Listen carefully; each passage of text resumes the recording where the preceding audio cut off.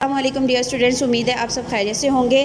King way group of schools کی جانب سے آن لائن کلاسز میں آپ سب کو خوش آمدید۔ تو ڈیئر اسٹوڈنٹس، آج ہم جماعت 5 کی کتاب اردو کے سبق نمبر 20 وادی سفر کو پڑھ رہے ہیں، جس میں آج ہم درست جواب کا انتخاب کرنے والا سوال کریں گے۔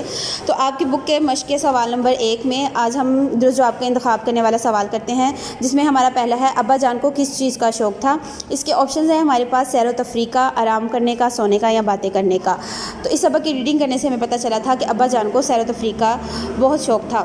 اسی طرح آپ ان باقی تمام سوالات کو اپنی ریڈنگ سے حل کریں گے اور ان کے جوابات آپ کی ڈائری پر بھی دیے گئے ہیں۔ اس کے بعد ہم اس سبق کے سوالات کے جوابات کو حل کریں گے، جو کہ آپ کی ڈائری کے ڈے 2 میں سوال نمبر 2 ہے۔ سوالات کے جوابات دیں۔ سوال نمبر 1، وادی سپٹ کہاں واقع ہے؟ تو وادی سپٹ ضلع کوہستان میں واقع ہے، اور آپ کو پتہ ہے یہ وادی بالکل ایک جنت کی نظیر جیسی ہے۔ سوال نمبر 2، وادی سپٹ ابھی تک سیاحوں کی نظروں سے کیوں اوجھل ہے؟ تو آپ لوگوں کو پتہ ہے کہ کیونکہ خیبر پختونخوا کے بعض علاقے ابھی بھی پسماندہ ہے، جس کی وجہ سے یہ جو وادی ہے ابھی تک سیاحوں کی نظروں سے اوجھل تھی۔ سوال ڈے 3 کے کام میں ہمارا سوال نمبر 3 ہے، وادی سپٹ میں مکان کیسے ہوتے ہیں؟ تو وادی سپٹ میں تقریباً 1000 مکانات ہیں جو کہ پتھروں سے تعمیر کیے جاتے ہیں۔ اور وادی سپٹ میں کون سی انڈسٹری لگانی چاہیے، اس سے کیا فائدہ ہوگا؟